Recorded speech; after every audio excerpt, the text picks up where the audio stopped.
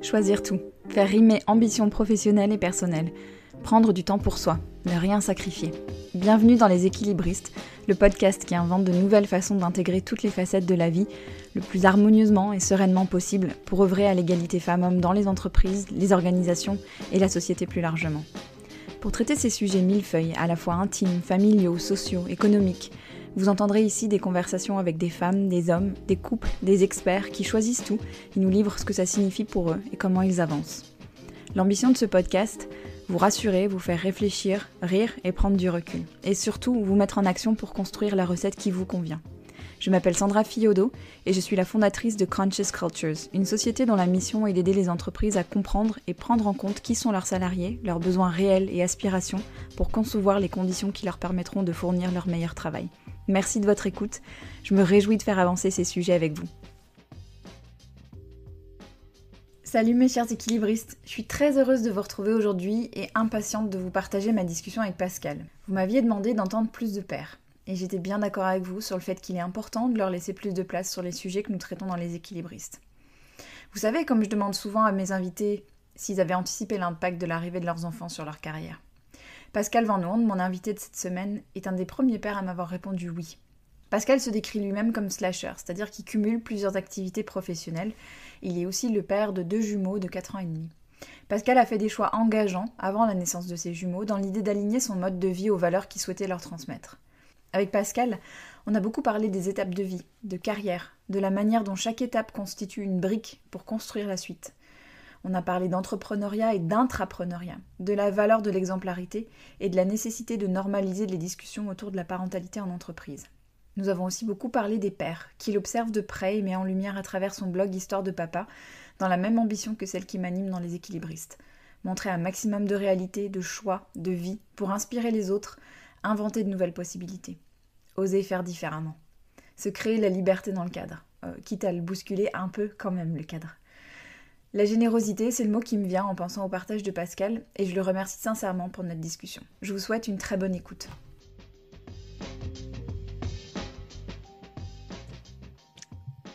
Bonjour Pascal.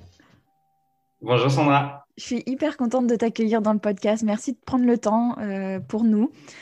Alors, je vais te laisser te présenter. J'aime bien que les invités se présentent avec leurs mots, nous dire qui tu es, quelle est ta vie, ce que tu fais, ce que tu aimes, tout ça.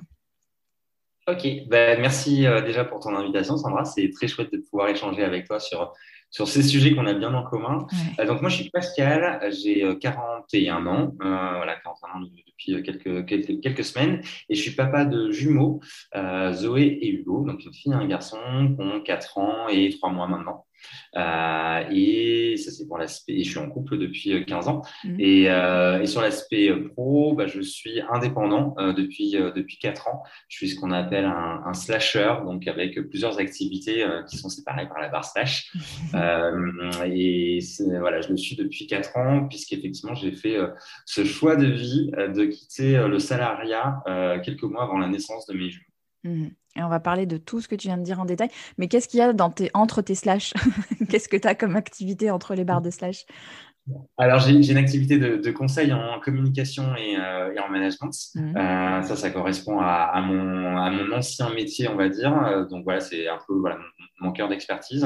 Voilà, donc que ça soit sous la forme d'accompagnement, de formation, d'ateliers, d'accompagnement sur la durée, sous forme de DIRCOM externalisé, par exemple. Ça, c'est un des premiers slash. Un des deuxièmes slash, c'est que j'interviens pas mal en école supérieure. C'est quelque chose dont j'avais très envie depuis très longtemps, déjà quand j'étais salarié. Moi, je trouve que la vie, c'est un petit cadeau, c'est super précieux, qu'on apprend plein de choses. Et par contre, je trouve que c'est un peu vain si on ne transmet pas. Alors, il y a plein de façons de transmettre. Moi, devenir père, c'était une de mes motivations, de transmettre justement ce que j'avais appris dans la vie. Mais on peut transmettre d'autres façons. On n'est pas obligé de devenir parent. Il n'y a pas d'injonction à ça. Ouais. Et effectivement, transmettre, alors là, au travers d'un podcast, c'est aussi transmettre d'ailleurs en créant du contenu. Ouais. Mais transmettre auprès d'étudiants, c'était quelque chose dont j'avais vraiment envie. Je trouve que le monde du travail, il n'est pas toujours très facile. Je trouve qu'il y a une espèce de dichotomie entre les attentes et les besoins de la jeune génération et les entreprises, pas toutes, mais de certaines typologies d'entreprises. Et moi, j'avais envie d'essayer de contribuer à ça, de leur faciliter un petit peu l'accès dans le monde du travail et de les armer un peu mieux Et donc, du coup, moi, j'interviens sur des thématiques de développement personnel. J'ai par exemple fait une conférence et un séminaire qui s'appelle Se trouver soi pour trouver sa voie. Donc, on est sur du développement personnel et comment mieux se connaître pour trouver un job qui soit aligné avec qui on est. Et aussi sur des thématiques de communication et de management, qui correspond effectivement, comme je le disais tout à l'heure, à mon ancien métier, mais que j'essaye de patiner de ce en quoi je crois. Donc, on parle beaucoup d'éthique, de responsable, de collectif, d'intelligence collective, de co-responsabilité, voilà, d'intelligence émotionnelle, d'équipe de vie. Voilà, donc mes cours sont pas, je pense, des cours très classiques. Ceci dit, j'ai à chaque fois des bons morceaux, donc c'est que ça doit plutôt fonctionner. Donc voilà, et ensuite j'ai notre slash, j'ai co-créé justement un MOOC, une formation en ligne qui s'appelle Créer le job de vos rêves et la vie qui va avec. Et enfin, j'ai un dernier gros slash qui est autour de la paternité, parentalité, équilibre de vie, puisqu'effectivement, j'ai créé un blog il y a un peu plus de 3 ans maintenant qui s'appelle Histoire de papa. Je pense qu'on aura l'occasion d'y revenir. Et suite à ce blog, du coup, c'est la magie du web, ça ouvre plein de sujets, plein de portes. Et donc, j'ai été sollicité pour animer des conférences et effectivement, du coup, maintenant, j'ai une activité de conférencier, d'animation, de formation et d'atelier sur ces sujets de parentalité, équilibre de vie. J'ai la chance d'être souvent sollicité par les médias sur le sujet, donc je prends beaucoup la parole aussi dans les médias. Je me suis beaucoup engagé, mais je crois qu'on reviendra dessus, sur le congé paternité également. Voilà, voilà en gros les slash. Okay. On reparlera peut-être aussi de comment tu jongles entre les slash parce que c'est un sujet intéressant, mais effectivement, on va essayer de balayer toutes ces activités. J'aimerais bien que tu nous parles du début de ta vie professionnelle parce que t'as pas toujours été indépendant, t'as pas toujours été entrepreneur et tu étais sur un chemin professionnel très bien tracé. Pas tellement de raisons d'en sortir, hein, enfin, tu vois, vu de l'extérieur, joli poste, joli salaire, etc. C'était quoi tes leviers de motivation dans ta première partie de carrière? Moi, il y avait beaucoup d'atavisme. Je viens d'une famille voilà, de chefs d'entreprise ou de cadres sup en entreprise. Et mon père et ma mère ont fait une école de commerce, s'y sont rencontrés, cliché, mais voilà, ils s'y sont rencontrés. Et du coup, ouais, moi, j'avais une voie qui était un peu tracée. Et en fait, j'avais pas de difficulté, j'avais un peu de facilité. Donc, du coup, je me suis pas trop posé la question. Et donc, je me suis laissé embarquer vraiment dans ce chemin-là d'école de commerce et donc après de cadre en entreprise. Par contre, avec le recul, je me rends compte aujourd'hui, mais à l'instant, quand j'avais 22-23 ans, je ne m'en rendais pas du tout compte, c'est que finalement mes choix étaient finalement déjà un peu hors cadre. Moi, j'ai un mot qui m'anime beaucoup, c'est la notion de liberté. Alors, on en parle beaucoup aujourd'hui, mais c'est pas un mot nouveau, hein, loin de là. Et moi, j'avais déjà ça. Et en fait, moi, j'ai fait 1 an de césure dans mon école de commerce entre ma 2e année et ma 3e année. Et après 1 an avec 2 stages, je ne me voyais pas refaire ma dernière année juste à l'école tranquillou. Et donc, du coup, j'ai bifurqué sur de l'alternance pour ma 3e année, enfin pour mon Master 2, du coup. C'était, alors je te parle de ça, c'était il y a 20 ans. Hein. Dans les écoles de commerce, il y avait 2 grandes voies royales. Moi, je suis à Lille, c'était une école de commerce à Lille, Schema. Et c'était soit l'audit, soit la grande distrie. Tu vois, c'était un peu les 2 grands chemins. Ouais. Comment te dire que moi, il n'y en avait aucun des 2 qui me parlait, mais alors pas du tout, du tout. Et en fait, j'ai eu l'opportunité d'intégrer un cabinet d'avocats d'affaires, le plus grand cabinet d'avocats d'affaires d'Europe. Et quand je suis allé voir l'école avec cette opportunité, ça a été un refus en mode pas du tout, c'est pas ça, tu dois faire de l'audit ou la distribution, c'est comme ça que ça fonctionne. Et moi, je dis, mais non, mais pas normal, non, non, non. Et en fait, j'avais déjà ce truc de dire, mais en fait, moi, ça me fait kiffer de prendre des chemins de traverse en fait, de sortir un peu du cadre et de la norme. Et je trouvais que c'était un côté un peu ouais, il y avait un côté un peu fun, un peu provoque, alors provoque gentil, hein, tu vois, je suis pas parti bosser au Club Med, hein, tu vois, donc on se détend sur la rébellion, mais tu vois, voilà, de prendre effectivement ce chemin de traverse. Et en fait, et pareil, toujours avec leur je me suis rendu compte, j'y suis resté 13 ans. Mhm. J'ai eu la chance de changer de poste tout le temps. Et c'était des postes qui n'existaient pas. En fait, moi, quand je suis arrivé, des postes de communicant dans un cabinet d'avocat, ça n'existait pas. J'étais un des premiers. Et donc, pas simple, parce qu'il faut créer la légitimité. Voilà.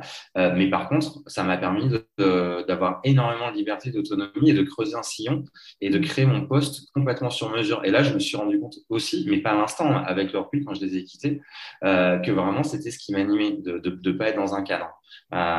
Tu vois, déjà, moi, j'ai été recruté en tant que chargé de com et puis très vite, en fait, je suis devenu le bras droit du directeur régional où je prenais en charge le marketing, les RH, la stratégie, enfin, où j'accompagnais sur la stratégie, donc complètement hors du cadre de ce pourquoi j'avais été recruté. Ouais. Et je crois que ça, c'est vraiment, ouais, avec leur coup, c'est vraiment quelque chose qui m'animait.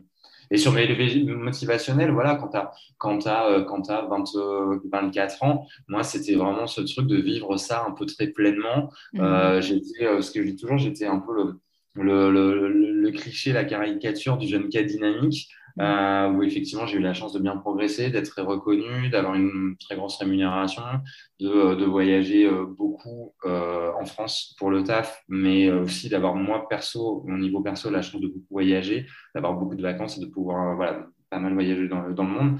Et, euh, et du coup, c'était ouais, la vie un peu légère, un peu insouciante, un peu facile. Et effectivement, avec ce truc de dire, bah, le boulot, ça me permet ouais, d'apprendre, de découvrir, d'explorer et d'avancer et de kiffer, quoi, Mhm. vraiment. Et tu me parlais, quand on s'était parlé la première fois, tu me parlais beaucoup d'intrapreneuriat finalement. Enfin, c'est fou parce que quand on t'écoute, on se dit, bah, toutes tes expériences, elles ont créé les fondations de ce que tu as fait derrière, puisque tu avais touché un peu à tout, tu étais déjà armé pour avoir ta boîte à toi. Et donc, tu me parlais d'intrapreneuriat. Est-ce que ça correspondait à des moments où peut-être tu te lassais un peu dans ton job et tu avais besoin de recréer de la nouveauté? C'était un peu ça le moteur? Ouais, c'est exactement ça. En fait, au bout de 8 ans où j'étais sur cette fonction un peu de bras droit du directeur régional, je commençais à avoir fait le tour. Et en fait, je m'interrogeais fortement pour partir de la boîte, changer, repartir en salariat ailleurs. Et en fait, j'ai eu une espèce de vision sur une de des activités du cabinet qui était gérée de façon un petit peu artisanale. Et moi, j'avais une espèce de vision de ce qu'on pouvait en faire. Et donc, du coup, j'ai sollicité directement. Moi, je crois beaucoup en fait, au fait qu'on est acteur de notre vie et qu'on fait nos choix et qu'on a encore une fois cette liberté de Ouais. pouvoir faire des choix et de se construire une vie. Moi, j'aime la notion d'être entrepreneur de sa vie en fait. Mm. Et pas entrepreneur juste au niveau pro, mais de sa vie. Et là, en l'occurrence, du coup, ben voilà, j'avais cette vision. J'ai construit tout ce qui allait autour et puis je suis allé solliciter directement le directoire avec ma proposition. Alors, tu vois, on parle du directeur du premier cabinet d'avocat, hyper statutaire, hyper voilà. Ouais. Et moi, j'aurais dit voilà, cette activité, elle est ici. Moi, je pense qu'on peut l'amener à tel endroit avec telle stratégie. Et puis, la bonne personne pour ça, bah, c'est moi. Donc voilà. Et en fait, je suis allé au culot quand j'ai osé. Bah ouais. Et ils m'ont suivi. Et donc, du coup, j'ai effectivement, pendant 3-4 ans, eu cette posture d'intrapreneur parce que c'était une activité qui était somme toute petite dans ce qui était la grosse boîte et en termes de chiffre d'affaires. Mais voilà, et j'ai eu les clés. Et c'était génial parce que là, du coup, je me suis retrouvé effectivement à diriger cette activité-là, avoir une équipe de 50 personnes sur toute la France, à mettre en place une nouvelle stratégie, puis après la décliner au niveau opérationnel sur absolument tous les aspects RH, com, marketing, création de nouveaux produits, digitalisation de l'offre, voilà, recrutement, politique de formation, politique de rémunération, les comptes de résultats également. Et c'est apprenant au possible tout en étant finalement assez serein parce que tu portes pas sur les épaules le risque, tu vois, financier, Mm. notamment quand c'est ta boîte. Là, tout de suite, il y a une charge mentale qui est hyper forte. Mm. Et voilà, donc je trouve qu'effectivement, l'intrapreneuriat, c'est une super expérience. Et pour moi, ça a été effectivement une espèce de pont Mm. avec la suite, en fait. Mais comme tu l'as dit, moi, je crois que la vie, c'est un chemin. Je crois beaucoup Mm. à ça, Mm. cette idée que la vie, c'est un chemin qui est absolument pas tout tracé, où il peut se passer plein de choses en fonction de si tu arrives à... Je pense qu'on a tous, on a tous des chances dans la vie, on a tous la chance. Par contre, on n'est pas tous forcément en capacité de tous les voir, ces chances, et de les saisir. Mais je pense qu'on est à peu près, évidemment, en fonction des milieux dans lesquels tu évolues, tu as plus ou moins un facteur chance développé, Ouais. mais voilà, je pense qu'on en a tous et qu'effectivement, c'est à chacun de les saisir, de les transformer en opportunités. Et donc, moi, j'ai vraiment cette sensation, effectivement, que c'était un chemin et c'est encore un chemin qui se construit, qui avance, qui me permet, moi, de m'interroger sur moi, d'avancer et d'aller au fil du chemin vers de plus en plus d'épanouissement et avec plein de surprises, parce que par définition, tu ne sais pas ce qui va se passer demain, quoi. Ouais, tout à fait. Et alors, il y a quelque chose que j'ai trouvé hyper intéressant dans ton parcours, c'est que tu m'expliquais que tu avais fait le choix avant la naissance de tes jumeaux de quitter ce poste-là en te disant que ça allait pas être compatible avec la vie que tu voulais mener, la vie de papa, enfin la présence que tu voulais. Et c'est intéressant parce que je pose souvent la question à mes invités de savoir comment ils ou elles se projetaient dans leur maternité ou paternité, s'ils avaient anticipé des changements et tout. Et tu le premier papa à me dire oui et à avoir mis en place des choses avant d'avoir les enfants. Est-ce que tu peux nous parler de ça? En fait, je pense que c'est comme plein de choses dans la vie, c'est multifactoriel. C'est une Mm. conjonction de plein d'éléments. Ça faisait 13 ans que j'étais salarié dans cette boîte, vraiment dans laquelle j'ai pris beaucoup de plaisir, où j'ai appris plein de choses. Mais j'arrivais vraiment à la fin d'un cycle professionnel. Mhm. Moi, j'ai fait ce que j'appelle un pré-burnout, c'est-à-dire que j'ai senti que je mettais un genou à terre pour la première fois. Moi, j'ai un sens du travail qui est lié à mon éducation qui est très fort. Voilà, j'ai pu avoir une rage dedans et aller bosser quand même. Mm. Voilà, et là, pour la première fois, j'ai mis ce genou à terre où voilà, j'ai été arrêté pendant une semaine, 10 jours. Et voilà, une semaine, 10 jours, c'est pas grand-chose. C'est pas les vrais burn-out Mm. que les gens peuvent connaître. J'en ai bien conscience. Mais par contre, j'ai eu cette conscience de dire, voilà, là, c'est en train de vriller. J'ai eu la chance d'être soutenu aussi dans mon entourage pour me dire, là, il est en train de se passer un truc qui n'est pas toi. Mm. Donc voilà. Et effectivement, j'arrivais à la fin de ce cycle-là. La grossesse des jumeaux était en route. Et, euh, et du coup, ouais, je me suis vraiment interrogé sur le père que j'avais envie d'être. Et c'était pas synchro avec l'homme que j'étais au niveau professionnel. Et moi, je crois beaucoup en la valeur de l'exemplarité Mm. et par rapport à ce que je voulais transmettre à mes enfants, par rapport à ce que au père, au papa que je voulais être, ben, c'était pas du tout synchro en fait, mon job. Donc, du coup, effectivement, voilà, j'ai réfléchi à tout ça, j'ai posé tout ça.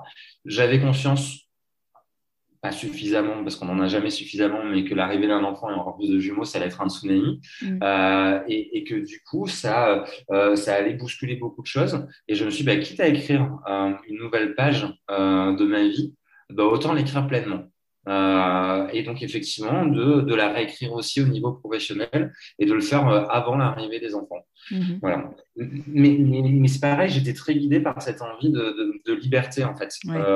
De dire, je veux être, bon, j'ai déjà parlé tout à l'heure, mais j'avais envie d'être libre de mon temps, Mm. parce que je voulais être très présent pour mes enfants sur leurs premières années. J'avais envie d'être libre dans ce que j'étais, c'est-à-dire de plus être avec le côté masque, costume, et d'être vraiment ce que j'étais moi pleinement authentique.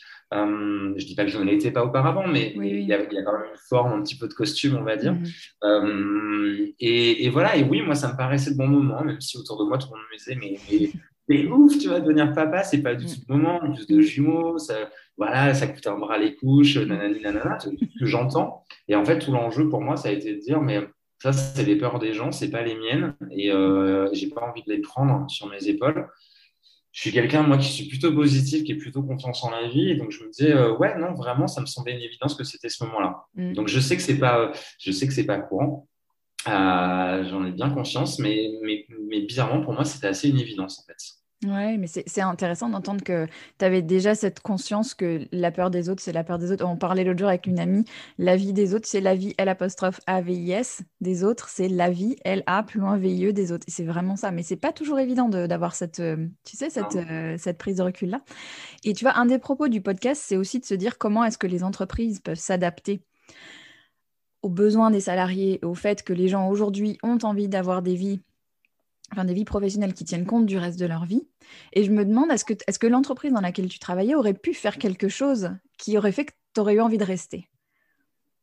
Ou est-ce que tu étais au bout d'un cycle, comme tu le disais, et puis voilà, il était temps de passer à autre chose? Ouais, Ouais, je pense pas. Moi, je pense qu'il y a les deux aspects. Il y a Mm. moi, et moi, effectivement, voilà, comme tu viens de le dire, le rappeler, j'arrive à la fin d'un cycle, donc voilà. Et après, en plus, moi, mon job, il était sur Paris. Moi, j'habite à Lille, donc j'étais 2, 3 jours par semaine sur Paris. Mhm. J'avais voilà, une équipe de, comme j'ai dit, de 50 personnes. Et moi, ma vision du management, c'est un management qui est pas du tout, t'es au siège dans ta tour d'ivoire, Ouais. c'est vraiment d'être très présent. Donc, j'étais celui de la boîte moi, qui se dépassait le plus. Mais pour moi, c'était une évidence que mon job, c'était d'être proche des équipes. Donc, je me déplaçais énormément Ouais. avec voilà, des trains, des avions à 5 heures du mat, machin, Ouais. des retours à 23 heures. Voilà. Donc, quoi qu'il en soit, mon job n'était pas compatible. Après, j'avais effectivement, par contre, une grande autonomie. Donc, je pense que l'entreprise aurait pu continuer de me laisser cette autonomie qui me Mm. permettait à peu près de concilier. Après, voilà, c'était quand même une entreprise très traditionnelle dans son Mm. fonctionnement. Donc, je pense que quoi qu'il en soit, il y aurait eu voilà, on serait arrivé à un point de rupture à un moment donné. Mm. Et voilà. Et moi, j'y ai pris du plaisir. Je voulais qu'on se quitte bien, qu'on se quitte bonne amie, plutôt qu'on se quitte quand c'était plus cool du tout pour Ouais. personne, en fait. Ouais, ouais, je Euh, comprends. Tu vois, moi, j'ai beaucoup de reconnaissance. Ce que je suis aujourd'hui, c'est aussi grâce à ces 13 ans que j'ai passé là. Et donc, je voulais Mm. que ça se passe, qu'on termine cette aventure gentiment. Euh, mais oui, mais pour sortir de moi ce que j'ai vécu, oui, évidemment, je te rejoins. Les entreprises, aujourd'hui, elles n'ont pas le choix. Il y a un vrai besoin des individus d'équilibre et de vivre leur vie différemment. Mhm. Après, c'est un sujet pas simple pour les entreprises parce que à mon sens, par définition, l'équilibre, il est pas figé, il est mouvant, puisque c'est lié à la vie. Donc, par définition, ça bouge non-stop, c'est jamais permanent. Et du coup, les entreprises, quand elles réfléchissent à ces questions, à mon sens, elles ne doivent pas le prendre de façon globale, mais Mm. presque individualisée. Et Ouais. ça, on vient du coup à une question presque de management individualisé, parce que, parce que finalement, la notion d'équilibre, il correspond à des moments de vie. Mhm. Le besoin qu'on a à 30 ans ou à 25 ans n'est pas le même que celui quand on devient jeune parent, mais qui n'est pas Mm. le même que quand on devient parent d'ado, qui n'est pas le même que quand nos parents, enfin quand les enfants quittent la maison, qui ne sont pas les mêmes que quand on devient des parents, enfin des aidants et qu'on aide nos Ouais. parents à nous. Et en fait, du coup, pour moi, la question, elle est là-dessus pour les entreprises, elle est de comment prendre en compte les moments de vie Mm. des individus Mm. pour arriver à faire concilier les besoins individuels et les besoins collectifs, parce que ça reste une entreprise, et donc il faut Mm. aussi qu'une entreprise elle ait un collectif qui aille dans le même sens, quoi. Ouais. Mais effectivement, c'est des sujets ben, sur lesquels toi tu travailles et moi aussi, mais parce qu'on a un peu, enfin, quand on sonde les gens et qu'on discute un peu avec les auditeurs, les auditrices, tu as l'impression qu'il y a cette idée que hors entrepreneuriat, il n'y a pas de possibilité de flexibilité parce que c'est aussi très français. On a une très faible adoption de tous ces sujets, une très faible prise en compte de tous ces sujets. Il y a d'autres pays où c'est plus accepté, plus toléré, où la famille a plus de place. Je dis la famille, mais il y a plein d'autres raisons pour lesquelles on peut avoir besoin de flexibilité. Et j'ai peur qu'on tombe dans cette idée aussi que l'entrepreneuriat, c'est la solution. Quand on a besoin de flexibilité, c'est l'entrepreneuriat. Or, c'est pas forcément le cas. Et puis, enfin, t'es bien Voilà. placé pour le dire on n'est pas forcément hyper libre non plus quand on est entrepreneur. On a Ouais, d'autres non, pressions. non, non, loin de là, moi je pense pas du tout. Moi j'ai une rupture, moi ça fait 4 ans. Alors déjà, tu as raison, c'est aussi très lié à la culture française. Ouais. Dans les pays scandinaves, par exemple, dans les pays nordiques, si tu quittes l'entreprise après 16 heures, Mm. tu es hyper mal vu parce qu'on pointe du doigt que soit tu n'es pas organisé, soit que en gros tu n'as pas ta famille parce que Ouais. tu rentres pas chez toi, tu préfères rester au taf. En France, tu pars à 16 heures, on entend encore beaucoup, bah alors tu as posé ton Ouais, après-midi. ouais, ouais. Voilà, il y a Ouais. une culture du présentéisme qui fait Ouais. très mal, même si ça tend à évoluer, mais c'est très lent. Mais C'est après, lent. c'est un héritage Mm. de siècles et de siècles, donc ça me met du temps Mm. à se déconstruire, j'aime pas ce mot-là, mais à se réinventer. Ouais. Et pour revenir à ta question sur l'entrepreneuriat, alors déjà, moi, je voudrais distinguer, c'est peut-être une nuance, mais moi, elle me semble importante, la notion d'entrepreneur et d'indépendant. Mm. Pour moi, c'est pas complètement la même chose. Quand tu es entrepreneur, tu es vraiment sur la création d'une boîte avec des salariés, avec plein de choses. Et du coup, pour moi, là, ça donne une charge mentale qui est très forte. Quand tu es Mm. indépendant, c'est pas la même chose. Indépendant, tu es juste responsable de toi-même. Tu n'es Mhm. pas responsable de d'autres personnes sur Mhm. lesquelles il faut faire rentrer du business pour payer des salaires parce qu'ils ont des familles, parce que même si on n'en veut pas d'ailleurs, voilà. Mhm. Euh, Indépendant, tu es juste responsable de toi-même. Et du coup, ça allège quand même fortement, je trouve, la charge. Mhm. Voilà, donc cette nuance, elle est Ah, t'as importante. raison. Et après, moi, tu vois, ça fait 4 ans et j'ai évolué, pareil, le chemin, mais sur mes 2 premières années, j'étais idiot, quoi, vraiment. J'étais devenu tu vois, le grand porte-parole de l'indépendance. C'est génial, c'est incroyable, c'est la liberté, c'est super, on peut faire plein de choses, on s'éclate, gna, gna, gna. Liberté de temps, liberté de projet, voilà. Et puis, au bout de 2 ans, je me suis rendu compte que pas du tout. Je voyais des gens autour de moi qui avaient fait ce choix-là et qui n'y arrivaient pas. Et en fait, je me suis rendu compte qu'effectivement, entrepreneur ou indépendant, ça demande aussi tout un tas de talents qu'on n'a pas tous. Ça demande beaucoup de résilience, d'adaptabilité, de flexibilité, de test and learn, de prise de risque, voilà. Et tout le monde n'est pas capable de ça. Et donc, je pense pas du tout que le Graal, ça soit dans l'entrepreneuriat et l'indépendance. Je pense que c'est même un peu dangereux comme idée. Ouais, Je trouve qu'on a basculé d'une période où en fait le Graal c'était le CDI et depuis quelques années on est passé sur la survalorisation de l'entrepreneuriat et l'indépendance. Alors c'est bien parce que ça permet à des gens de se dire mais moi aussi je peux le faire. Mais attention, toujours une histoire de curseur, attention à pas se dire c'est la solution à tout. C'est pas vrai. Je pense qu'il y a vraiment des gens qui sont pas faits pour ça et c'est pas grave. C'est pas grave. Par contre, du coup, ces gens-là, même s'ils ne sont pas faits pour l'indépendance, effectivement, ils ont les mêmes besoins. Et c'est là où, effectivement, les entreprises, elles doivent s'adapter en gros, en donnant les réponses de ce que génère l'indépendance l'entrepreneuriat à ses salariés. Donc, que ça soit de la flexibilité, que ça soit le télétravail, que ça soit des projets à côté. Je te partage juste une petite anecdote, mais la semaine dernière, je participais à une conférence sur ce sujet-là et j'avais quelqu'un qui témoignait, un jeune papa qui témoignait et qui disait qu'il avait un super taf, voilà, dans une super boîte, machin, et il a été démarché pour un encore meilleur taf, dans une encore plus jolie boîte, et avec un bien plus gros salaire, alors que son salaire actuel était déjà conséquent. Et sauf que cette nouvelle boîte qu'il a démarché n'avait pas de création d'entreprise. Et donc, du coup, il a fait le choix de rester dans sa boîte. Et donc, il a décliné l'offre en me disant, moi, c'est un confort de vie, c'est la création d'entreprise que me propose ma boîte. Et je suis pas prêt à lâcher ça. Même si le job est canon, même si le salaire est canon, même si la boîte est canon, je suis pas prêt à ça. Donc, ça montre bien, effectivement, voilà, comment aujourd'hui, c'est un vrai besoin des salariés. Et donc, oui, non, les entreprises, il faut surtout pas qu'elles deviennent des coquilles vides où tout le monde est indépendant et puis il n'y a plus personne dans la boîte. Mais donc, c'est comment créer effectivement un nouveau système qui permet de satisfaire ces besoins-là. Mais non, l'indépendance, c'est pas le pas le Graal. Ouais. C'est intéressant ton anecdote parce qu'effectivement, on voit que les critères de choix de poste ont complètement évolué ces dernières années. Et ça, c'est le genre de réponse qui doit pas mal déstabiliser les décideurs, les RH et tout. Alors, et tu vois, on parle de nouvelles formes de travail et toi, tu te décris comme slasher. J'ai été slasheuse aussi un temps, donc je connais bien le sujet aussi. Et je voulais partager un truc avec toi et avoir ton point de vue dessus. Mais moi, je suis régulièrement sollicitée par des étudiants sur une plateforme de mise en relation entre étudiants et professionnels. Et la plupart me sollicitent justement sur ce côté-là, en disant, je vois que vous faites plein de trucs, ça a l'air génial, j'ai très envie de faire ça. Comment on fait ? Et est-ce que tu vois, toi qui es en intervention avec des étudiants, enfin qui est prof, qui intervient régulièrement, est-ce que tu vois un mouvement de fond autour de ça, de cette envie d'être slasher, de penser des carrières telles qu'elles n'ont jamais vraiment été pensées jusque-là? Qu'est-ce que tu vois, toi? Ah ouais, c'est très, très, très clair. Les étudiants donc, qui ont 22, 23 ans, à 18 ans, tu vois, voilà, pas sur leurs premières années d'études supérieures, mais sur la fin de leurs études supérieures, clairement, leur levier motivationnel, c'est une évidence ce que je dis, mais c'est le sens. En deux, il y a le côté équilibre de vie, vraiment, qui ressort. Alors, pas avec le sujet parentalité derrière. C'est trop tôt et voilà, c'est bien normal, mais le côté équilibre de vie, c'est très clair.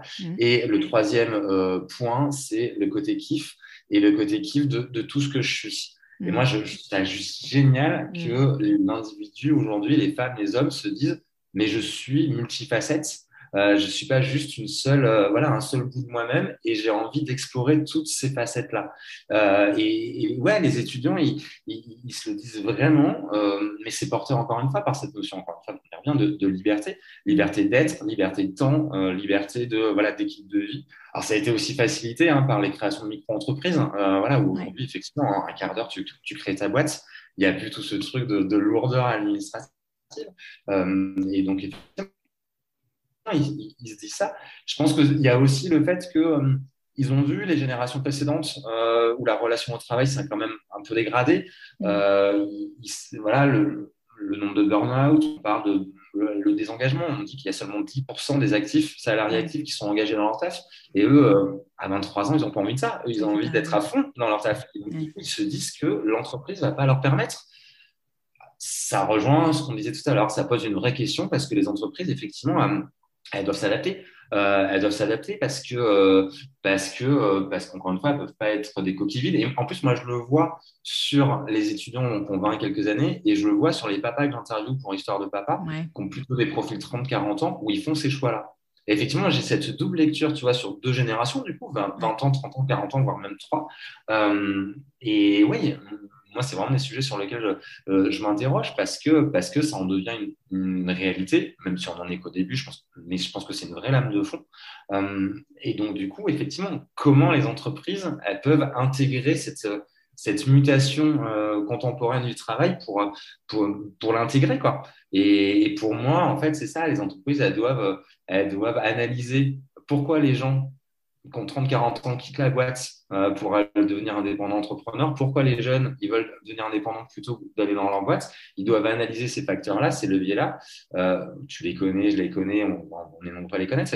Et du coup, les prendre pour les intégrer dans leur boîte, pour les garder, pour conserver, et attirer et fidéliser leurs talents. Donc, ça passe effectivement par la flexibilité, mais ça passe par des side projects. Voilà, tu as des boîtes qui le font beaucoup. Je pense à des boîtes comme Decathlon, par exemple. C'est une boîte qui fonctionne beaucoup là-dessus. Mais c'est effectivement voilà, donner des espaces. C'est sortir de ce mode. Le taf, c'est du lundi au vendredi de 9h à 19h. Et c'est peut-être de dire, bah, tiens, c'est peut-être la semaine, en fait, c'est 4 jours, dont un jour de liberté pour l'individu, pour le salarié, parce qu'en fait, ça va lui générer tellement d'épanouissement qu'il va être encore plus performant sur les 4 autres jours. Voilà, c'est de changer les paradigmes, en fait. Ouais, c'est ça, exactement. Et avant qu'on parle d'Histoire de Papa, parce que tu t'en as dit 2 mots là, je veux te poser la question de toi, parce qu'on a beaucoup parlé du côté pro. Ça a été quoi le plus gros... Alors on sait, hein, les enfants, ça change la vie. Mais ça a été quoi le plus gros impact de l'arrivée de tes enfants dans ta vie, dans votre vie? Alors, moi, j'en vois 2. Je vois la notion de fatigue. Pourtant, je bossais beaucoup. Là, mais tu vois, je bossais beaucoup et j'avais l'impression de connaître ce qu'était la fatigue. Mais non, c'est une notion toute relative. Et finalement, ce n'est pas vrai. Je n'étais pas fatigué avant. Ce n'est pas vrai, c'est un mensonge. Non, et encore, je dis ça, moi, j'ai eu la chance. J'ai mes enfants, voilà, mes jumeaux, ils ont fait leur nuit à 4 mois. Donc, voilà, voilà. Mais quoi qu'il en soit, voilà, c'est quand même hyper énergivore. D'avoir des enfants. Donc ouais, vraiment, cette notion de fatigue que j'ai vraiment découvert son sens premier, hein, voilà, du mot fatigue. Et après, l'autre point, mais qui a été pour moi, et qui continue d'être, mais je trouve ça tellement intéressant, c'est la notion du temps. Vraiment du temps qui n'est pas du tout le même entre tes potes qui n'ont pas d'enfants et toi, mais même quand tu vois, moi, typiquement, mes enfants, là, ils sont chez les grands-parents en vacances pendant une semaine, et à chaque fois, ça me fait ça de me dire, je retrouve ma vie d'avant et de dire, mais c'est fou, du coup, le temps est complètement différent quand tu as des enfants, quand tu n'as pas d'enfants, en fait. Tu vois, parce voilà, parce qu'ils sont là et parce que tu as envie d'être avec eux, parce que voilà. Mais ouais, voilà. Donc vraiment, c'est ça. C'est moi, mes 2 plus grosses découvertes, ça a été la fatigue et du coup, et l'énergie que ça demande et le temps. Ouais. Ouais, t'as raison, ce rapport au temps, il change vachement. Et effectivement, dès que t'as pas les enfants, t'es là, mais qu'est-ce que je vais... Enfin, non, pas qu'est-ce que je vais faire tout ce temps, on a toujours des idées, mais waouh, qu'est-ce que c'est souple. Donc, ton blog Histoire de Papa, t'en as dit quelques mots, t'interviews des papas sur leur expérience de la paternité, avec des angles très différents, et tu cherches à illustrer plein de choses, en fait, c'est ça qui est hyper intéressant. Et quand on crée du contenu comme ça, en général, on veut créer un impact, on cherche à défendre quelque chose et tout. Qu'est-ce que tu as observé? Donc, ça fait 3 ans que tu l'as, un peu plus de 3 ans, hein, c'est ça que tu l'as créé. Qu'est-ce que tu as observé sur ces 3 dernières années? Moi, ce que je vois, c'est effectivement ce dont on parlait, d'une espèce de lame de fond, mais si forcément les papas que j'interviewe, il y a forcément un biais de ma part parce que j'ai choisi, parce que ça me parle dans leur parcours, effectivement avec ce choix d'avoir des formes de paternité différentes. Je voulais pas du tout, moi, quand j'ai créé ce blog-là, que ça soit juste centré sur moi. J'avais envie de raconter plein d'histoires de papas différents pour que ça puisse inspirer justement plein de papas. Et s'il y a juste ma vie, moi, peut-être que ça va parler à certains, mais pas à d'autres. Donc, j'avais cette envie-là. Et oui, moi, ce que j'observe quand même vraiment, c'est cette lame de fond d'hommes, mais de femmes et d'hommes qui osent beaucoup plus, qui osent sortir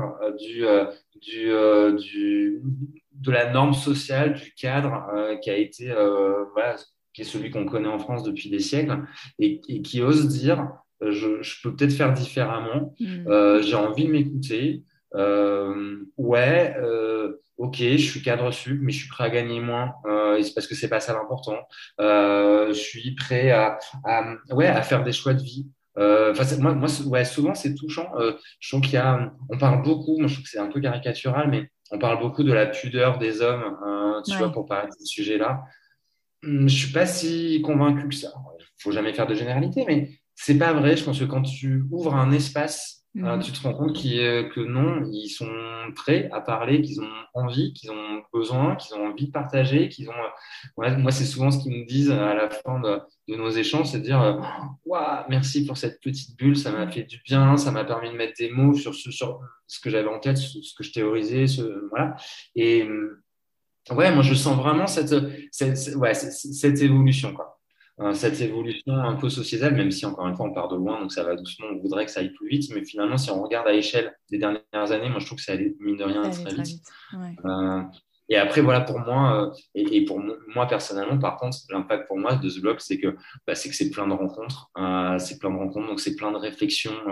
Voilà, et moi, je sors jamais complètement indemne d'un échange. Enfin, je dis peut-être pas blessé, mais dans le sens où ça me nourrit dans mes réflexions, mais pas plus tard qu'hier soir encore sur un sujet où je me suis rendu compte que ça nourrissait chez moi un truc d'ego et du coup qui me faisait prendre une décision qui n'était pas la bonne. Mais voilà, ça a été un échange comme ça. Donc, ouais. C'est génial. Ouais, non, c'est génial parce que au final, en publiant des portraits de gens qui osent et qui sortent un peu des cadres, bah, ils autorisent les autres à faire pareil. Donc c'est extraordinaire.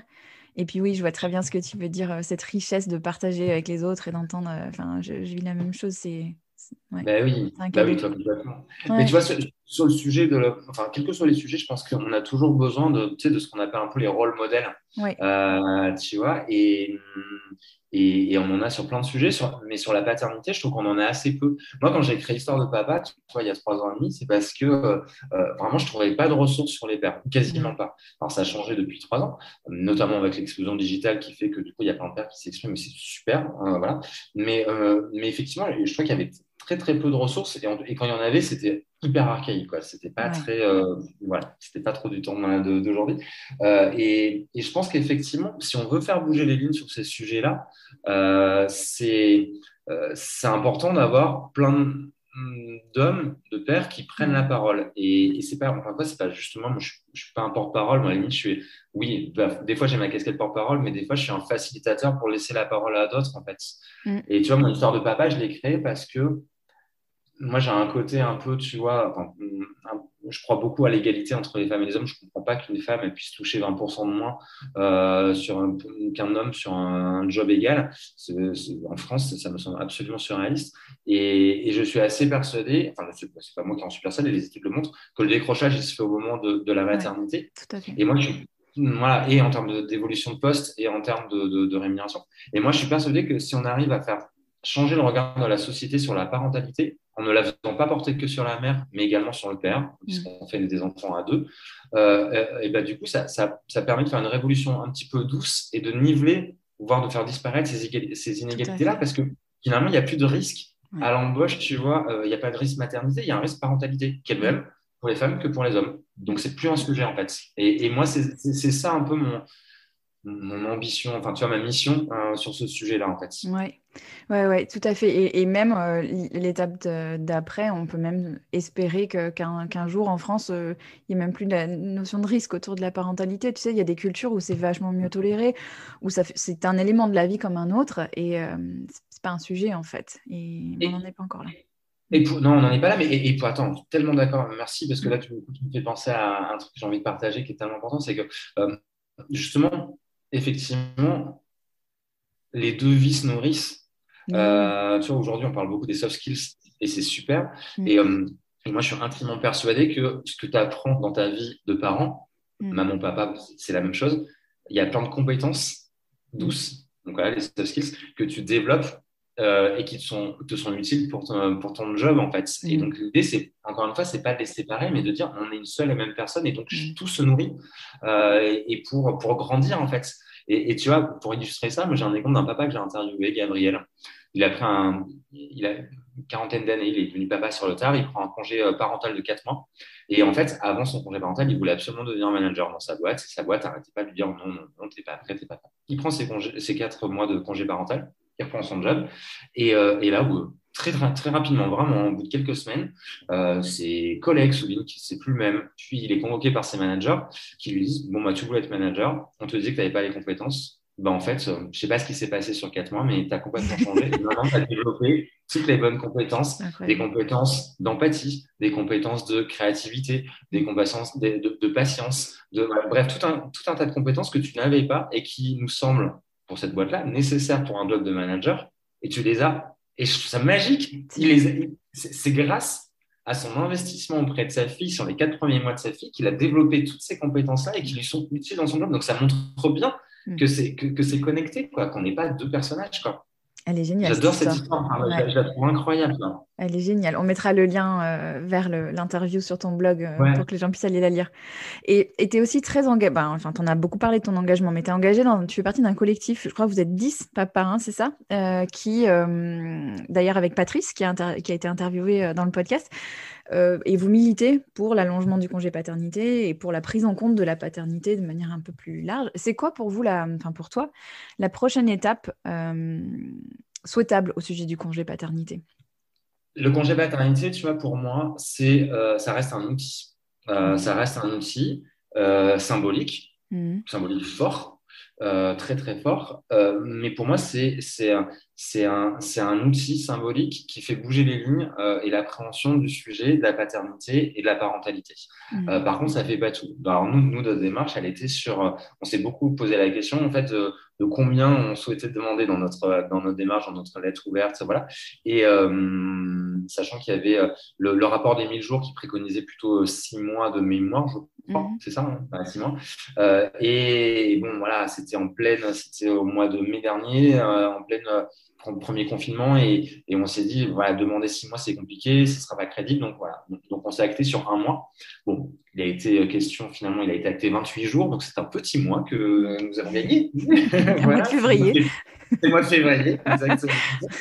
C'est la vanne qu'on fait. C'est le mois de février. Nous, ce qu'on aurait souhaité, moi, ce que j'aurais souhaité, mais non, c'était un système progressif. L'Espagne a mis ça en place et qui nous semble un très bon système où, en fait, on est passé de 4 semaines à 8 semaines, puis l'année d'après à 12 semaines, puis l'année d'après à 16 semaines. Et en fait, ça aurait été intéressant parce que cette progressivité, elle permet et à la société civile, les femmes, les hommes, et aux entreprises de s'adapter à cette évolution-là. Et une entreprise, effectivement, elle a besoin de s'adapter. Quand tu as ton collaborateur qui part mon jour et qui part demain peut-être 3 mois, c'est pas la même. Donc, ce système progressif, il était intéressant et je trouve qu'on aurait pu aller plus loin que juste 28 jours. Donc ça, voilà, ça aurait été cool que ça soit effectivement une des prochaines étapes de dire c'est notre première marche, c'est 28 jours, mais voilà, dans 2 ans ou dans 1 an, on passera à plus. Ça, et puis après, je pense que ça doit être absolument complété par une démarche de sensibilisation, de formation à deux cibles. Ça fait très comme marketing ce que je dis, mais et à destination des entreprises et donc des managers et à destination des parents. Parce que tu vois, notre appel, notre lettre ouverte, on a fait un appel au témoignage. On ne voulait pas que ce soit juste 10 papas, tu vois, machin, etc. Et on a eu 500 témoignages en une semaine. Wow. Et c'était hyper intéressant de voir, mais ça nous a confirmé et on le sentait, mais l'inégalité sociale qu'il y avait derrière le congé paternité. En gros, les CSP+, ils n'ont aucun sujet, ils prenaient leur long jour et en fait, ils prenaient leur long jour, ils prenaient bien plus parce qu'ils s'arrangeaient, parce que plus de facilité pour s'arranger, facilité liée à leur job, mais aussi financière. Et par contre, les CSP moins ou moyens, bah, en fait, soit ils prenaient juste le 11 jours, soit ils prenaient pas en mode, on a eu beaucoup de retours comme ça, je vais être mal vu par mon Ouais. boss, je vais être mal vu par mes collègues, oh, puis non, bah, c'est le truc des mamans, c'est pas le truc des pères. Enfin voilà, on est dans des stéréotypes de genre très ancrés. Et donc, si, en fait, ok, là c'est cool, on passe à 28 jours, dont voilà, un peu plus de jours obligatoires, mais finalement assez peu, je crois que c'est 4 jours en plus obligatoires, parce qu'il y avait déjà les 3 jours. Là, on passe Oui. à 7 jours obligatoires, mais tu avais déjà les 4 jours. Après, ça reste Et- de la com politique, parce que tu avais ouais. déjà 4 jours, en fait. Donc, en fait, on a juste augmenté 3 jours, hein, donc on n'a pas changé grand-chose, même si dans le symbole, voilà, encore une fois. Mais mais on sent qu'il y a un besoin, à mon sens, vraiment de sensibilisation et de la part des managers pour dire, Mm. hey, cool, c'est une bonne nouvelle, Mm. va Ouais. prendre tes 28 jours et au retour des 28 jours, on se fait un entretien et dis-moi comment ça se passe en fonction de si ton enfant est à la crèche, il en nous, qu'est-ce qu'on peut adapter pendant peut-être 6 mois et puis on en reparle après, puis on reviendra peut-être à la norme progressivement, enfin la norme, à à la durée classique de travail ou aux horaires classiques. Voilà, donc c'est hyper important, sinon ça ne marchera pas. Et de sensibiliser aussi du coup les parents. Il y a plein de moyens de les sensibiliser, hein. Je dis, ça doit partir à mon sens de l'entreprise, mais aussi des politiques, mais aussi de ce que tu fais toi, de ce que je fais moi. Enfin, je pense qu'on contribue, on est tous des planteurs de graines sur le sujet pour dire aux parents bah de dire que ouais, prenez cette place-là. Ouais. Prenez cette place-là. Tu vois, la sémantique, encore une fois, on peut pas. Voilà, mais elle est importante.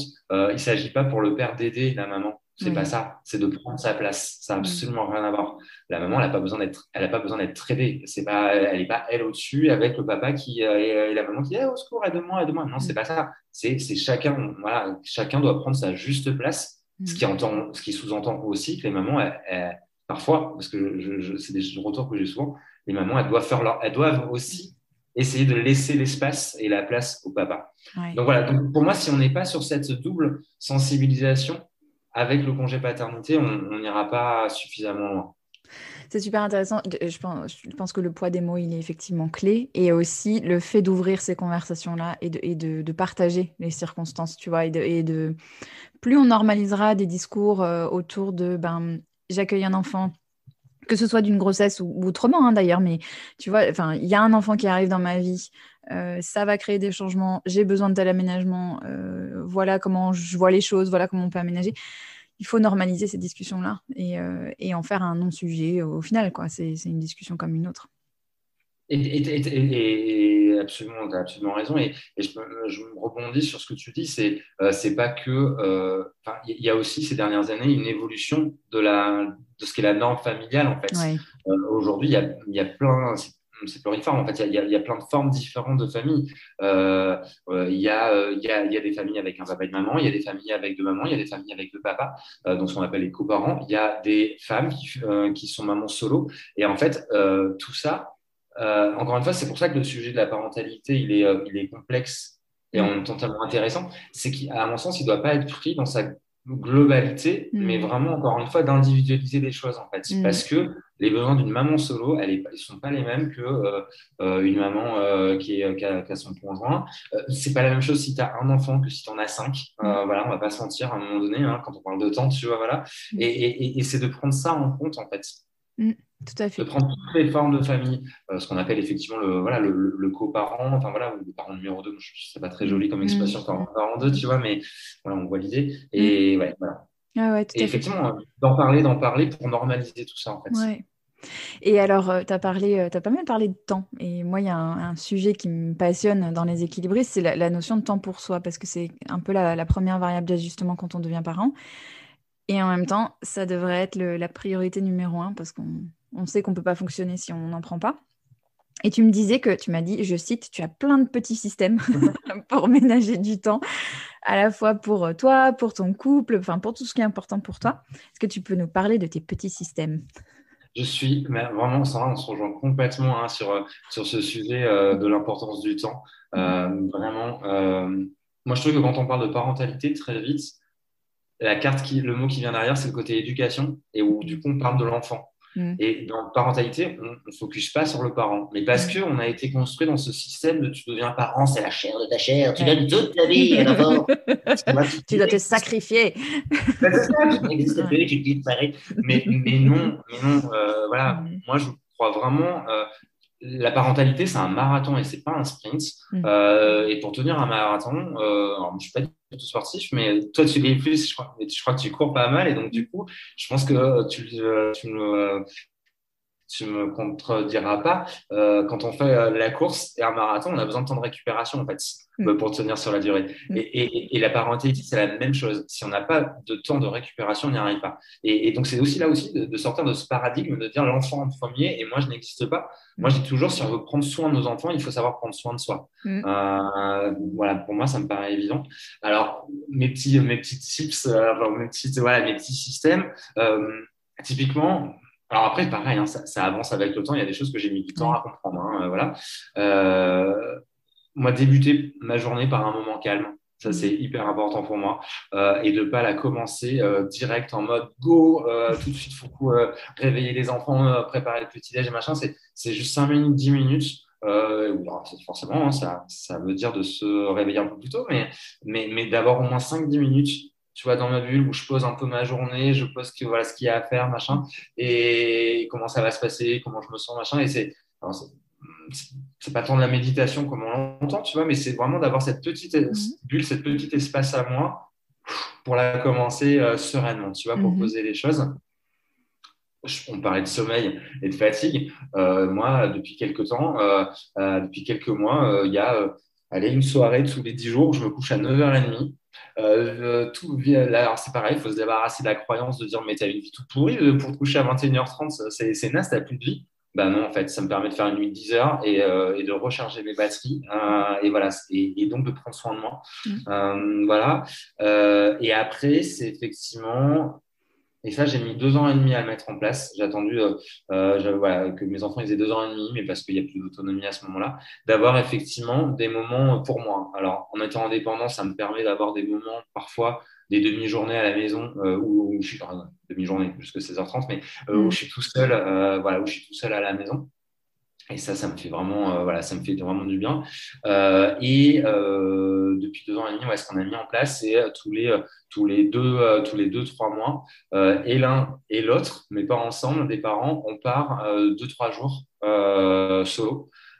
Pour se mettre dans une petite bulle, alors, parfois pour bosser, parce que des fois, voilà, il n'y a pas de choix, mais peu importe, d'être déconnecté de la famille, des enfants, pour se voilà. Moi, j'utilise toujours cette notion de batterie, en fait. Quand la Ouais. batterie elle est Ouais. à plat, bah, il y a un moment, il s'agit de la recharger parce que sinon, Mm. tu es en souffrance, tu es en lutte permanente et c'est pas bon pour les enfants, c'est pas bon pour soi parce que c'est en mode tension. J'ai beaucoup parlé de liberté, mais il y a un autre mot moi, qui m'est important pour moi, c'est le mot d'harmonie. Mm. C'est vraiment une valeur qui est importante pour moi, l'harmonie. Et pour justement préserver cette harmonie que moi je souhaite dans mon cadre familial, il y a cette importance de, ouais, de prendre du temps pour soi et à un moment de s'échapper Mm. de s'échapper. Et, et c'est marrant parce que quand j'en échange avec des parents, je l'ai encore fait là avec une maman là ce week-end. Et, euh, et elle me disait, je pense souvent à toi, je suis au bout du rouleau, j'aurais besoin de faire ça, mais je me le permets pas. J'ai encore trop de croyances limitantes qui me disent que je peux pas le faire. Et en fait, effectivement, je trouve qu'il y a aussi ça à changer comme paradigme. Et quand on a dit beaucoup tous les deux le mot oser, Mm. et c'est ça, c'est d'oser de se dire c'est quoi cette norme sociale qui nous a dit que non, on ne pouvait pas en fait. Mm. Je ne sais pas qui a dit ça. C'est qui le on déjà? Qui a Mm. dit il y a qui derrière ce on de on peut pas, Mm. tu vois? Et peut-être qu'il y a des parents qui n'ont pas ce besoin-là. Mm. Et très bien. Donc je dis pas que c'est la solution pour tous, mais pour certains, ils ont ce besoin-là, mais ils se le permettent pas. Ils se Mm. l'autorisent pas. Et ils se font du mal. Ils se font du mal à eux. Ils font du mal à leur Ouais. relation avec leurs enfants. Ouais. Tout ça parce qu'ils ne se l'autorisent pas. Et tu dis non, c'est dommage, ça ne va pas changer grand-chose dans l'absolu de partir de jour. Tes enfants ne vont pas moins t'aimer. Par contre, ça va te faire du bien et ça va assainir la relation avec tes enfants. Ouais, tout à fait. Tout à fait. Et on parlait aussi de temps pour le couple, parce que ça aussi, c'est Ouais, une autre variable d'ajustement. Et ouais. pareil, quand le couple va pas, c'est compliqué dans la famille. Mais C'est ça pareil, aussi. Ouais, on sait, il y a ouais, un couple sur trois qui se sépare sur la première année de l'enfant. C'est ouf, un ouais, sur c'est trois, énorme. Ouais, c'est énorme. En même temps, moi, je on le comprend. comprends. Ouais. Ouais, vraiment tellement. Quand tu deviens parent, il y a, voilà, encore une fois, c'est un tsunami dans ta vie. Donc, il y a plein de réglages à faire. Avant, tu étais dans ton cas, tu étais juste toi à gérer ton couple. Puis là, tu as du coup un enfant, deux enfants, trois enfants qui arrivent, qui changent la donne. Quand tu deviens parent, il y a aussi tout ton, même si tu t'es un peu synchronisé sur les modalités d'éducation, mais tu as quand même l'histoire individuelle de Bien sûr. chacun. Des parents qui, quand il n'y avait pas d'enfant, elle était là, mais c'est OK. Mais quand il y a des enfants, bah, l'histoire, elle revient avec l'éducation que chacun a reçue et effectivement, et avec les croyances aussi. Euh, et, et du coup, ouais, le couple, il souffre quand même beaucoup, moi, je trouve, dans les premières années. Et effectivement, l'importance, pareil, de le préserver. Nous, il y a un truc qu'on a gardé, c'est, on avait la chance de beaucoup voyager, et on a gardé le fait de partir une semaine, 10 jours à deux, au moins une fois par an. Mm. On fait ça au mois de janvier. Mm. Et après, et sur l'été, on se refait une semaine ou des fois 2, 3 jours pour se retrouver à deux sans les enfants. Alors, on a la Mm. chance d'avoir des grands-parents alors, qui habitent pas du tout où on habite, qui Ouais. habitent loin, mais par contre, qui sont très heureux de s'occuper des enfants. Et nous, on est très contents qu'ils aient ces liens-là. C'est très Mm. important pour nous dans notre voilà, schéma éducationnel. Mm. Effectivement, mais tu vois, encore une fois, les injonctions, la première fois où on est parti à l'étranger, on est parti à Cuba, et les enfants, ils avaient 1 an et 3 mois. Et c'est là où, donc, jeunes, sommes tous des jumeaux, Mm. voilà, c'est ma mère qui est venue pendant 5 jours, et après mes beaux-parents qui sont venus pendant les 5 jours, donc très bien. Euh, et, et c'était hyper intéressant de voir les réactions de Ouais. nos proches parents. Mm. Et vraiment, où on s'est fait, ça a été très jugeant, Mm. extrêmement jugeant, en disant qu'on était des mauvais parents de faire ça, ça ne se faisait pas, et voilà. Et moi, j'en veux pas aux gens, ce que tu Mm. disais, la vie et la vie, Mm. moi, j'en veux pas à ces gens qui disent ça, voilà. Mais nous, il y avait ce truc de, bah, si nous, on a besoin, en fait, là, c'est important pour nous, Mm. c'est important de souffler, c'est important de se retrouver à deux, et c'est comme ça. Je Mm. sais pas qui dit ça se fait pas, mais nous, en tout cas, nous, on le fait, tu Ouais. vois. Ouais. Non, mais ça m'étonne C'est, pas. Ça m'étonne pas qu'il y ait tout ce jugement. Mm. tu vois, encore une fois, en Ouais. France, je trouve qu'on a cette chance, on l'oublie, mais voilà, moi, j'ai eu la chance d'un peu, ouais, encore une fois, d'un peu voyager, donc j'ai vu d'autres choses. Et je trouve qu'en France, on a cette chance incroyable d'être dans un pays libre et où, du coup, on peut déconstruire ou réinventer les normes sociales pour faire ses propres normes. Tes normes à Ouais. toi, elles sont différentes des normes des miennes, qui sont différentes de Pierre, Paul, Jacques, voilà. Il y a évidemment des points communs. On vit en société, donc c'est important d'avoir des règles communes. Mais après, on a cette chance-là d'être en France et de créer ses propres normes, en fait, c'est de créer justement cet équilibre Mm. qui est OK pour soi. Ouais. Et pour moi, ouais, moi, c'est un peu ce que j'essaye de défendre, en fait, se dire justement, osez, soyez libre de créer un fonctionnement, une vie qui soit celle qui est en adéquation avec ce que vous êtes. Mm. Et c'est dur hein, de se sortir de ça, hein, c'est Mais, dur. Hein. mais tu as raison de rappeler cette liberté parce que tu vois, là, je vais publier demain, il sera publié au moment où je vais publier le tien, mais un épisode avec Fanny, qui est derrière le compte Instagram The Green Minimalist. Et elle a sa maman est japonaise. Et donc, elle me parlait d'histoire de sa grand-mère japonaise qui n'avait absolument pas le choix de rien. Et en fait, on oublie que.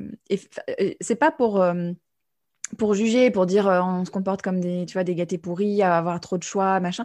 C'est pas ça, mais en fait, quand même, juste à un moment donné, se rappeler le fait que oui, on est dans un pays où on a le choix, même si c'est pas toujours facile à assumer, même si parfois il faut imposer des choses, c'est pas simple, on dit pas que c'est simple, mais on a le choix. Et ça, c'est précieux, en fait, faut pas l'oublier. Exactement.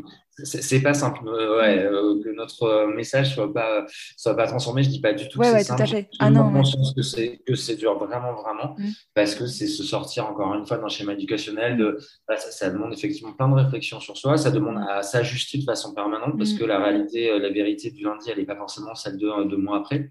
Mm. Euh, mais euh, mais oui, Mm. oui, ce n'est pas simple, mais oui, on a le Mais oui, choix, on a le quoi. choix. Et t'as raison de le rappeler. Mm. Et prenons encore une fois, la vie, elle est tellement précieuse. La vie, elle est tellement fragile aussi. On le voit là depuis un an. Euh, moi, moi, j'ai cette conviction que parce que la vie, elle est précieuse, on se doit de. Le mot qui me vient, c'est de l'honorer, mais je Ouais, sais pas. tout à fait. Tu vois, tu vois l'idée, c'est pas forcément Oui. le bon mot, mais on, euh, et donc, du coup, pour moi, l'honorer, comme je viens de dire là, mais j'aurais dû réfléchir à un autre mot avant, mais alors, c'est d'être exigeant, parce que je trouve que la vie, justement, demande une certaine exigence. Alors, c'est une histoire de curseur pour chacun, hein, chacun met ce qu'il veut derrière. Mais ça demande de l'exigence, mais encore une fois, on peut le faire. On peut être des acteurs de sa vie. On n'a pas à subir. Voilà, il y a plein de pays où on subit beaucoup de choses, voilà, sur plein de domaines de vie. Et encore en France, il y a quelques années, mais si on regarde même très, très récemment, pour les femmes, elles avaient plein de droits qu'elles n'avaient pas aujourd'hui. On voit comment ça peut être fragile quand on voit quand même des fois les discours sur l'IVG qui ressortent et que tu te dis mais tout c'est possible, bah, ça montre bien quand même que c'est fragile. Donc encore une fois, de l'importance d'être acteur. Et après, tu sais, de faire attention aussi aux injonctions. Moi, je trouve que la parentalité, c'est plein d'injonctions. D'où ce truc de lâcher prise, de dire je crée ma propre vie. En fait, créer sa propre vie, pour moi, c'est justement de se débarrasser de ces injonctions. Enfin, moi, il y a eu un vrai truc là-dessus, en fait, qui s'est joué où j'ai lâché un poids de fou en me disant, mais en fait, moi, je fuck off toutes ces injonctions. Je fais ce dont j'ai envie, dans le respect d'une société, évidemment. On n'est pas des foufous, là, c'est pas ça. Évidemment, avec certaines normes sociales tout de même. Mais tu sais, c'est la liberté dans le cadre. Il y a un cadre, mais on a la liberté dans le cadre. On a la liberté peut-être des fois de pousser un peu les murs du cadre. Et oui, moi, je crois qu'on peut aujourd'hui choisir de ne pas choisir. Tu vois, je crois que c'est possible aujourd'hui, justement, en étant acteur, en se posant des questions. On peut choisir de ne pas choisir. Attention, quand on parle de, tu vois, de conciliation de vie pro, vie perso, je pense que là aussi, ça peut être une injonction parce qu'on peut se dire, ça sous-entend on peut tout réussir. Voilà. Et non, une vie avec des enfants, c'est pas la même qu'une vie sans les enfants et tu peux pas y mettre le même engagement dans ton taf avec des enfants que sans enfants, c'est pas vrai. Donc oui, on peut concilier, mais en baissant aussi les niveaux d'exigence. Tu vois? Voilà, mais ça ne veut pas dire ne pas être exigeant envers la vie. Tu vois, moi, j'ai toujours du mal avec cette idée, pardon, je parle, mais avec cette idée qu'on entend beaucoup chez les parents, que je le comprends, donc je ne la juge pas, hein, mais on fait ce qu'on peut. Tu vois, on entend beaucoup ça. Et je le comprends, le sens, parce qu'il y a l'idée de c'est déculpabilisant. Mais en fait, je trouve qu'avec cette petite phrase, on peut aussi se cacher derrière plein de choses, en fait. De dire ah bah ouais, effectivement, je suis pas du tout présent pour mes enfants, mais on fait ce qu'on peut, je fais ce que je peux, ou tu vois, ou je gueule non-stop sur mes enfants, bah oui, bah je fais ce que je peux, moi j'ai été éduqué comme ça, je fais ce que je peux. Tu vois, ça peut être un peu se cacher derrière son petit doigt. Et pour moi, c'est pour ça que ça renvoie à cette notion, encore une fois, d'exigence, mais de façon positive. De la vie, elle est jolie, la vie, elle est chouette. Osons, faisons ces choix pour faire la vie telle qu'on l'imagine, telle qu'on la rêve et voilà, et de transformer le rêve en réalité. Quoi, tu vois.